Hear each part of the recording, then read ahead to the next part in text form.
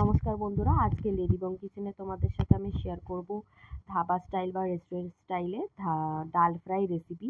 আগে আমি বুঝতাম না ডাল ফ্রাই মানে কি, ডালটাকে আবার কি ভাজে নাকি। তো আমরা যখন প্রথমবার একবার ট্রাই করেছিলাম মাইসোরে গিয়ে সেই রেস্টুরেন্টে, তো আমাদের ভীষণই ভালো লেগেছিল। তারপরে শেফের সাথে কথা বলে আমি রেসিপিটা তার থেকেও জানি, আবার ইউটিউবেও সার্চ করেছি। তো আমার চ্যানেলে যারা আমার বন্ধুরা আছে, যারা এখনও খাওনি বা জানো না এটা কেমন খেতে হয়, তো তোমরা অবশ্য করেই ট্রাই করো। তো তার জন্য দেখে নাও রেসিপিটা কিভাবে করছি। তার জন্য লাগবে 1 কাপ মতো তুর ডাল বা অরহর ডাল, আর লাগবে সেই কাপেরই হাফ কাপ পরিমাণ মুগ ডাল, আর হাফ কাপ পরিমাণ মুসুরির ডাল। সেম কোয়ান্টিটিটাই আসল। আর এই ডালটাকে ভালো করে ধুয়ে ভিজিয়ে নিতে হবে। আর ডালটা যখন সেদ্ধ করব, এটাকে 80% সেদ্ধ করতে হবে, পুরো গলে যাবে না, একটু দানা মতো থাকবে, যেহেতু এটা মশলা দিয়ে ভালো মতো কষানো হবে, তাতে করেই ডালটা অনেকটা গলে যায়।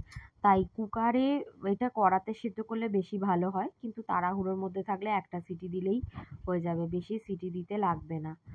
চলো ভালো করে ধুয়ে নিয়ে এটা ভিজিয়ে রেখে দিলাম 20 মিনিট মতো। এই যে দেখো ডালটা ফুলে গেছে। এরপরে কুকারে দিয়ে দেব। বেশ ভালো মতোই ফুলে গেছে। তুর ডালটা একটু যেহেতু বড় আর শক্ত হয়, ওটার জন্যই ওটা একটু ভিজতে টাইম লাগে। মুগ মুসুর তো এমনিই গলে যায়। আর এরপর কুকারে দিয়ে নিলাম ডালটা, দিয়ে দেব পরিমাণ মতো জল, লবণ, হলুদ, আর দুটো ছোট এলাচ, একটুখানি দারচিনি স্টিক দিয়ে একটা সিটি দিয়ে অফ করে দেব। কিন্তু আমাদের ডালটা এতটাই ভালো ছিল যে খুব বেশি গলে গেছে, কুকারটা বন্ধ ছিল অনেকক্ষণ, তাতে বেশি গলে গেছে। এতটা তোমরা গলতে দেবে না, 80% মতো গলবে, একটু যেন ছিবড়া মতো থাকে। তো আমি এর মধ্যেই করে দেখাচ্ছি তোমাদের সাথে। এখানে দিয়ে দিলাম কড়াইতে হিং, আর দিয়ে দিলাম একটু থেতো করা গোটা ধনে আর জিরে, দিয়ে দেবো দুটো বড় বড় পেঁয়াজ কুচি। পেঁয়াজের পরিমাণটা এটাতে একটু বেশি লাগবে।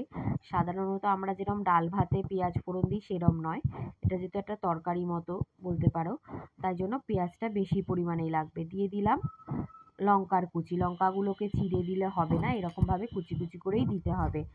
আর দিয়ে ভালো করে ভাজবো মিডিয়াম ফ্লেমে। আর এখানে নিয়ে নিয়েছি গ্রেট করা আদা, রসুন, আর বড় বড় দুটো টমেটো কুচি। এবার সবগুলোকে একসাথে দিয়ে ভালো করে কষিয়ে নিতে হবে, যতক্ষণ না রসুনের কাঁচা গন্ধ যায়।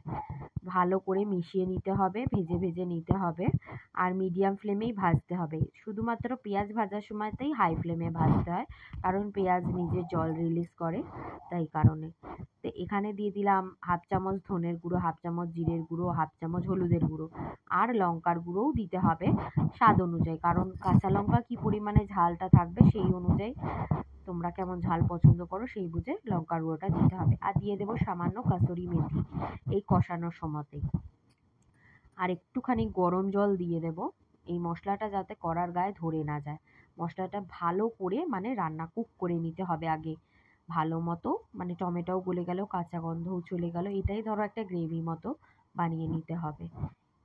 ভালো করে খুব সুন্দর গন্ধ বেরোচ্ছিল, যেহেতু কাসুরি মেথিটা দেওয়া ছিল। দিয়ে দেব লবণ। লবণ দেওয়াটা স্কিপ হয়ে গেছে বোধহয়, মানে ক্যামেরা অন ছিল কিন্তু ওটা ভিডিওটা স্টার্ট করিনি, তাই জন্য লবণ দেওয়াটা দেখানো হলো না। তো তোমরা লবণটা দিয়ে দিও মশলা কষানোর সময়। এরপরে দিয়ে দেবো সেদ্ধ করে রাখা ডাল, ভালো করে এটা মিশিয়ে নিতে হবে, ভালো করে মিশিয়ে নিতে হবে। আর যদি দেখো ডালটা খুব বেশি মানে গাঢ় হয়ে যাচ্ছে, ফুটতে গেলে কড়াই ধরে যাচ্ছে, তখন একটু জল অ্যাড করতে পারো তোমরা। তো আমি এখানে একটু কুকারটা ধুয়েই জল অ্যাড করে দেবো, কিন্তু ভালো করে মশলার সাথে পুরো ডালটা যেন মিশে যায়। আর এটা ভাতে খাওয়ার মতো পাতলা ডাল হবে না, একটু গাঢ় গাঢ়ই হবে। এরপর ঢাকা দিয়ে রেখে দেবো, দিয়ে দেবো ধনেপাতা কুচি, দিয়ে ঢাকা দিতে হবে, ধনেপাতা স্মেলটা যেন আসে।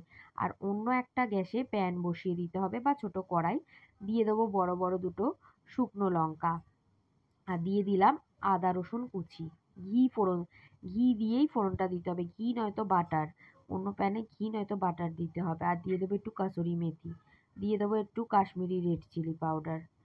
এইটা দিতেই হবে, এটা না দিলে সেই স্মেল বা স্বাদ আসবে না।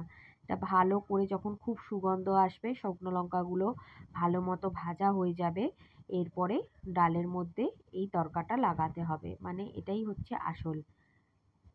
ওই যে বললাম অন্যরকম স্টাইলে বানাবো, এইটা দিয়ে ঢাকা দিয়ে দিতে হবে। পুরো গন্ধে করবে, এই স্মেলটা যেন পুরো ডালের মধ্যে মেশে।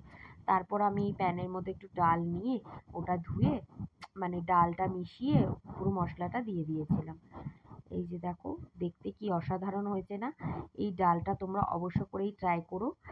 অনেকের হয়তো মনে হবে যে ডালের জন্য এত কেন খাটনি, কিন্তু না, এই খাটনিটা খাটলে ডাল তো এমনিই ভালো লাগে, কিন্তু এইভাবে অবশ্যই একবার বানিয়ে দেখো, খুবই ভালো লাগবে। আর আমার ভিডিও যদি ভালো লেগে থাকে অবশ্যই সাবস্ক্রাইব করো এরকম ভিডিওর আপডেট পেতে। আজকের মতো টাটা, নতুন ভিডিও নিয়ে আবার আসছি খুব শিগগিরই।